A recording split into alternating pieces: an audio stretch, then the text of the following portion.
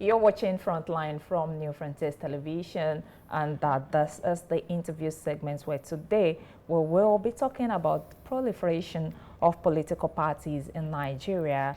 As it stands, Nigeria has 18 registered political parties, yet ahead of the 2027 general elections, there is growing interest from new parties to form a conglomerate. INEC has received 171 letters of intent from associations seeking to register. As of now, only 14 groups have scaled through the preliminary stage of scrutiny. This rising wave of associations seeking recognition has stirred debates amidst the populace. Will more parties deepen the democracy of Nigeria by widening the choices the people will be making in 2027? Or will they fragment the system and burden the electoral process? With us to onboarding this conversation and unpack these issues is Sam Onwoko, who is a journalist and a public affairs analyst. You're welcome to the studios. Thank you. Good morning. Thank you. Good morning, viewers. Yes. Okay. Firstly, what does the rising numbers of application of political parties, what does it mean for the political landscape? Ordinarily, on the face value, it appears like it's creating a lot of choices for the people. But for me as an individual, I think it's like a proliferation. It's making choices even more difficult, because by the time these things come to a whole number of fragments, it becomes even more difficult for the electoral umpire to handle. But hey, the Constitution says we are free to form associations, join associations, and even leave associations. So it makes it a free entry and free exit kind of thing. So for me, it is more of creating problems for the electoral umpire than for creating choices for Nigerians. But on the face value, it looks like it's going to create choices for Nigerians. But at the end of the day, it's dilution of the choice of Nigerians. Okay. Now, considering that just earlier this week, we celebrated global democracy in the global space. Now, what does this rising number of political parties mean for Nigeria's democracy in itself? In itself, it means that people are lacking in choices. You see, ordinarily, if we had stuck to two major political parties, which is what we still came back to, if we had stuck with those from the time before now, we may have generally grown into two-party system. Okay. But now that we have made it a free entry, free exit, made Nigerians free to form associations and register them as political parties, it has created a whole lot of mushroom political parties, a whole lot of small political groups coming up to seek alliances, because many of them find it very difficult to win, even at the local governments. Even if we have parties which base their powers at regions or stay in a particular state and make that state governable by way of creating credible opposition for whatever party is ruling there, it would have been easier for us to manage. But with a whole lot of political parties now, it's even difficult for Nigerians to identify which is which. Because I know that during one of the elections, the ballot paper was so long that you needed to be looking for which political party you had. And some people even suffered it, because some people in 2015, I know some women who voted, and after voting for the presidential election, they said they were waiting to vote for the National Assembly election, not knowing that that same ballot would have served the purpose of doing that. So they wanted to vote for a president of another party and the National Assembly member of another party. But because they didn't have the knowledge to go through the rigors of seeking out which political party was that man lost the election. And so that's one of the consequences of so many political parties in our system. So it's a problem. As far as I'm concerned, it is not a solution to our political system. Mm-hmm. Okay, you've mentioned the case of 2015. In 2019, also 91 political parties contested.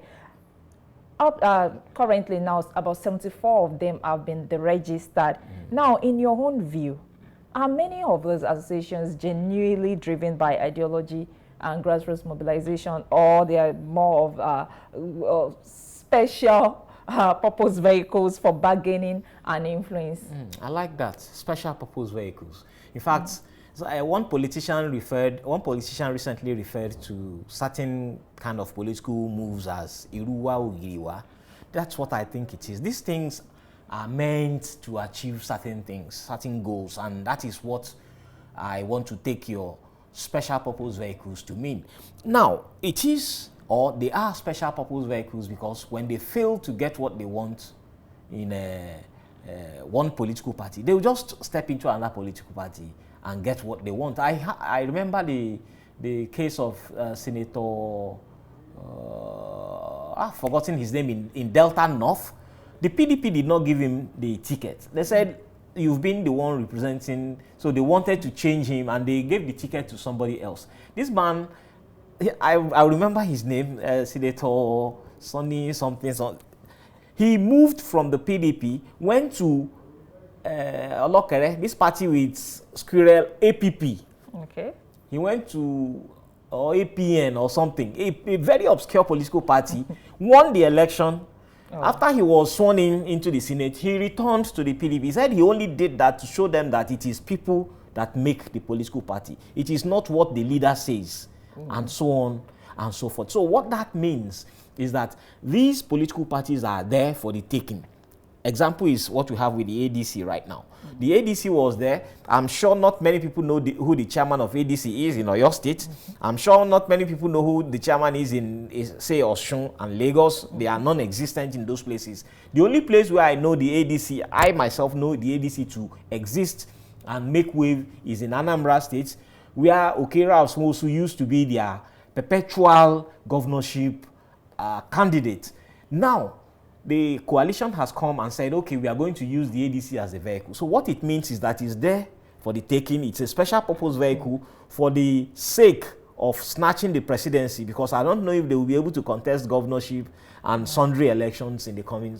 So these parties, as much as they are, I remember 91 contested in 2015 or thereabouts. 2019. Then, you know, it has always been 91 until INEC now did a kind of weeding to remove them. And this weeding did not even just come. It had to come after the amendment of the Electoral Act. When the Electoral Act was amended, I remember the Justice, Development and Peace Commission of the Catholic Diocese of Ekiti writing to INEC then that, look, all these parties which are just springing up only for election purposes without contributing anything else to the political atmosphere should be deregistered based on Electoral Act. And now it's good to hear that INEC is beginning to take action on this, and it's showing that our political atmosphere is evolving and our landscape is changing. Okay. Now, considering that we have 18 political parties existing, and INEC has repeatedly warned of administrative strain in managing so many political parties, and I mean, just last week, INEC is also considering registering more. 14 has passed the first stage. Do you think that the Nigeria electoral body will be able to undo more political parties? I mean, you did mention the case of confusion of voters who would not want to go through the rigor of going through the ballot papers. And will this also not overburden INEC the more? It is. Definitely, it would overburden INEC. And one of the problems INEC has is the number of political parties they have to manage. You know, the more they are, the more the tricks, the more the intrigues, the more the manipulations. And if there are court cases and litigations, the more that would be for INEC. So it could be overwhelming. Because if there are, say, 2 litigations per state, 36 times 2 will give you about 72, you know. So it becomes a problem for INEC. Instead of maybe handling 2 cases, you are handling 72 cases, or as the case may be, 36 cases. And you have the same legal team, and you exert so much effort and so much resources trying to sort these things out. So number one, it is going to be a problem, a huge problem indeed for INEC. Number 2, there is one area we often overlook as individuals, as electorates, as Nigerians. And that area is that if the political parties do the right thing, if the political parties agree and toe the right path, it will be very difficult for the electoral umpire to do anything outside what the law says. Because if everybody obeys the law, and it is seen that everybody keeps to the law, it will be very difficult for those people who are meant to uphold the law to go against the wish of the majority. So INEC, in some cases, is always the victim of the political maneuverings and manipulations of the numerous political parties, and thereby creating a different kind of problem for that body, creating a different kind of problem for the electorate. One of the problems they create for the electorate is the numerous logos and names of political parties on the ballot. And the second one for both INEC and the electorate now is the proliferation, the high number of problems they create. We hear a case can come from Borno State, another case will come from Anambra State, another case will come from Osun State, and there will be confusion all over the land. So it is, I agree with you on this. Okay. Now, let's look at the impact of this proliferation on the dominant big players in the political space, and that's the All Progressive Congress Party and the People's Democratic Party. Now, do you see the proliferation challenging the this duo, or just simply going to be dividing the voters for the, just like many have said that, I mean, all of those political parties have no stronghold. They will just further divide the votes of the opposition instead of challenging those major political parties? You see, when the coalition was coming together, you know, a lot of people felt, okay, here we go again, they are going to fragment themselves.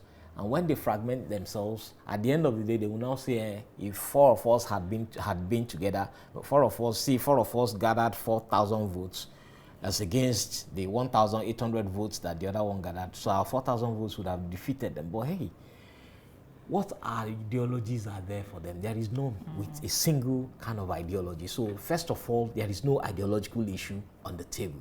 So we keep ideology aside. Two, it is to win elections. So if it is for them to win elections, it then means that it's a kind of intrigue that have brought them together. Let us find a way to snatch power. When we snatch power, we'll now share the spoils. And when we share the spoils, the bigger, we share according to how we contributed to the electoral victory. But what now happens to the ruling political party? In Nigeria, we know that it is the winner takes all. So when it is winner takes all, it becomes very difficult for those who are just coming together. Like the ADC now, specifically speaking, they say they are forming a coalition. One of the parties or one of the associations that have scaled the scrutiny of INEC is APA, the new body they are trying to, ADA, they are trying to bring about. So it means that when they register that one, it will be there like a vehicle, a spare vehicle. If anything happens in the ADC or in the PDP or in Labour Party or in other political parties, they will just move into that political vehicle. So at the end of the day, it is the ruling party that benefits, and all of them know how to manage their political, they know how to play on the turf. So for those of us who are watching from outside, it's always the same result. Once you fragment yourselves, once you are not in the big side, then you definitely have the shorter end of the stick. That's what Wike refers to as, if he didn't day, he didn't day. That's what I see.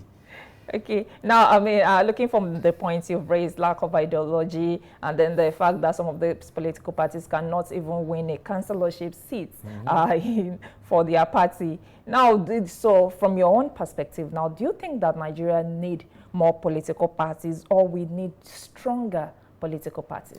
We need stronger political institutions. From stronger political institutions, we can create ideologies to which people will now plug in.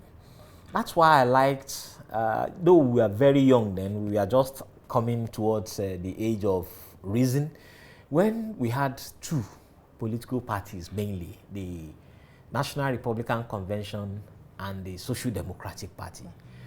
As secondary school children, we'll be like, okay, the National Republican Convention, we didn't like the people who joined that party, so I like the people in Social Democratic Party, and we loved, because we had a choice to make from two strong institutions. But now, where do you go? Is it individuals you will follow, or is it two strong political parties, or many, as much as 70 from what is on the horizon, political parties? It becomes very difficult.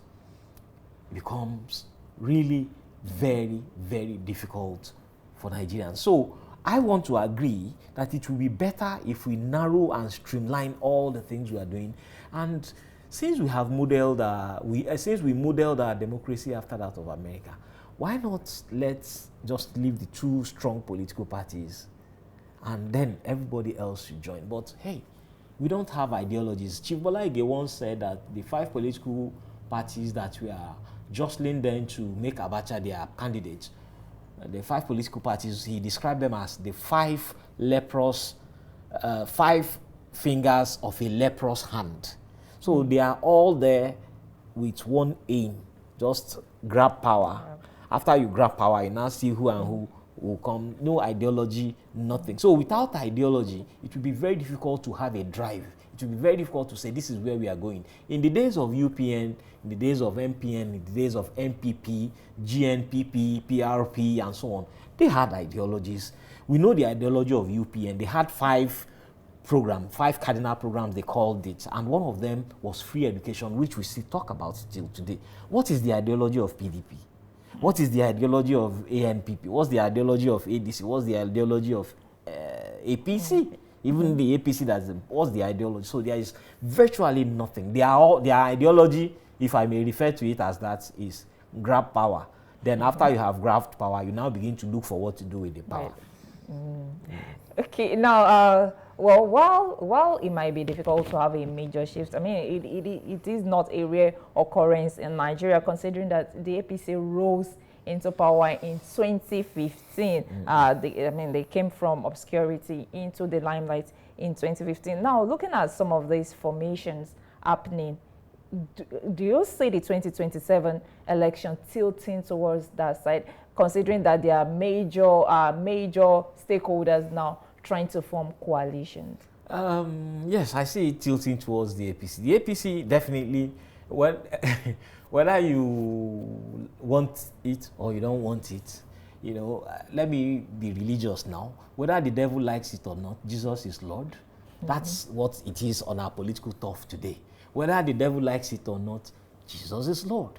Now, whether the ADC wants it or not, they may make inroads in 1 or 2 areas, but in the end, it is still tilting towards the APC. Let me tell you why I think it is going to be like that. The APC came into power riding on the crest of a very popular support of the masses, and of course, the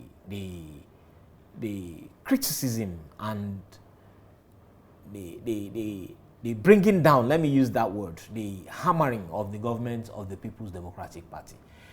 Now, they came to power, they have fought, they have won, they have done so very many things and created the opportunity for Nigerians to vote for them. Nigerians voted for them. Now, in the last 8 years plus, going to another 3 years now, we've done the 2nd year of Bola Tinubu.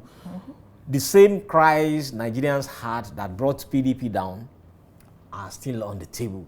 So by the time they finish their own 8 years, it's going to be Nigeria free for all. Nigeria will be there for the taking for those who gather themselves together. Now, to cap it all, Bola Tinubu won the election against all odds as APC without having the executive power of the president. Now that he is the president, he's going to use everything within the realms of his powers to retain himself in the office. So it is going to be extremely, in fact, it will take a miracle or an act of God for the APC not to retain power in 2027, regardless of what the coalition or other political parties that are coming up might do. Now, I mean, you've said it repeatedly on the need for ideologies. Now, looking at our political parties, what are the expected ideologies that you feel can really change the political landscape? Thank you. You see, as children, I used to know a party called GNPP, when we were in primary school. You know, the party was called, they used Hausa to describe it as party of the Talakawas. It's the party of the poor masses. What do those parties do? Their programs are tilted towards lifting the poor masses. And that's why it was easy for GMPP and UPN to, you know, form an alliance. Same thing goes with the NPP of Zik, which was very strong in the southeast of that era, southeast, south now. Now, the ideology is this, the ideological drive of political parties. First of all, is let the party be supreme. Once the party is supreme, it will be easy for the party to say, this is our party program. And whoever is elected on the platform of our party will stick to it. Is it free education? Is it economic emancipation? You know, let me leave it at those two. Or maybe foreign policy. If your party is driven towards foreign policy, what is that foreign policy program your party has, which you have advertised, which Nigerians should key into so as to vote for you? Let me use free education of the UPN as an example. When my elder brothers and sisters were in school here, they enjoyed free education in the southwest here. And I was in school in Umuahia. So whenever I come for holidays, they would have given them, they call it big notes here. We call it exercise book in the East. So they would have given them big notes, you know, notebooks. And when I come, it's printed free education of your state. So my elder sister, who happens to be the head girl of the school, will not be able to finish the number of books they gave her. So they will give me some. My brother will give me some. My elder sister will give me some. So I will have enough when I'm going back. So my books, my exercise books, my notebooks, then even if I didn't write a name, they already know who the owner is. In fact, if they find my book in some places, they will say, hey, Oyo State boy, come and take your book. Now, the ideology then was free education, mass education for the people. How does the party fund it? It is from the contributions of the people, because the people they register for political parties and pay dues. But now, we don't have ideology of that drive. We don't have that kind of vision. What is the vision of the party in power here? You don't know. The vision is the vision of the governor, because he happens to be the leader of the political party. But back at the time when parties were the ones in charge of governance, party were the ones in charge of who governs. What the party says will be the law. How? If the governor introduces any program that is outside what the party ideology is, the party chairman will call the governor and say, hey, that is not what our party is meant to do. And if he misbehaves, the party is the one to discipline him. But now it is the other way around. It is the governor that will say, this is what I want to do. The party will now. So we have to go back to that time. And that ideology is, number one, is it free education that you want to pursue? How do you intend to pursue it? Sell the program. Is it foreign policy? If the foreign policy of Nigeria at that time was Africa-centric, Nigeria's foreign policy was Africa-centric, we say, okay, whatever is Africa, we'll support it and move so that we can unite Africa the more. That led to forming of the Organization of African Unity, which later became African Union and so on. So is that what your party is looking for? Is it defense? Is it economy? How do you design all these things? So it could be 4, it could be 2, it could be 1. You will pursue one thing which everybody knows you for. So that when they see your logo, they'll say, yes, this is the party for the masses. This is the party for education. This is the party for technological advancement. But we don't have that now. They pack all these things together and do nothing. Now, what should be the role of INEC in ensuring that political parties are not just registered, but that they remain accountable and active? Honestly, today I'm advocating so much for INEC, but INEC, unfortunately, is also as incapacitated as many of those other institutions we have in the country. The role of INEC is as prescribed by the Electoral Act and the acts that formed INEC. You see, the INEC will always pursue these political parties, and they know some of those rules. You see, the political parties find ways of circumventing the law. In circumventing the law, they will make sure they obey those ones they know could cost them electoral victory and cost them their candidates. But all those other ones which they can maneuver, which they can manipulate, they will do that and navigate the minefields effectively. Now, what I think INEC should do, as an institution, is to stand firm and make sure that when there are court judgments, they obey the court judgments as strictly as possible. But unfortunately, sometimes the court judgments too are ambivalent. The courts, let me use the Yoruba word, the courts will be neither here nor there. So people take the interpretations to mean what suits them. So INEC itself is also a victim of that situation. It's a victim of the institution, it's a victim of Nigerians' manipulation. So what I think INEC should do is to try as much as possible to show itself as accountable, show itself as upright. Then Nigerians may or will rally behind the INEC. If INEC continues the way it is right now, and given the fact that it is one way or the other the commander-in-chief of the armed forces that appoints who the chairman of INEC is with the ratification of the National Assembly, then it may be very difficult for INEC to be able to stand upright and do things the way people would want them to do it. If they do not say, there are glitches when there are not supposed to be glitches, or towards the 2019, towards the 2019 election, they told us that there was no network coverage for Nigeria, so it's difficult for Nigerians to vote online. If it is difficult for Nigerians to vote online, if it is difficult for all registered to vote online, let those who can vote online, which to me was more than 70% that period, let the 70% vote online, and the 30% that remains will now be voting the conventional way, and thereby making it easier for all of us. So INEC should stand upright and do those. All right, thank you very much for coming to the studios to shed more light on these issues.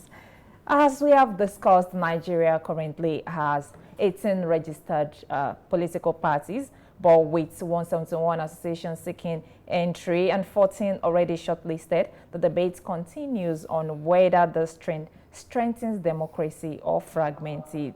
As we move closer to the 2027 election, there will be a review of those new political parties, and we will know if they can shift the political balance or remain marginal players. That's the much we'll take on other interview segments for this morning. My name is Adiola Adegoke.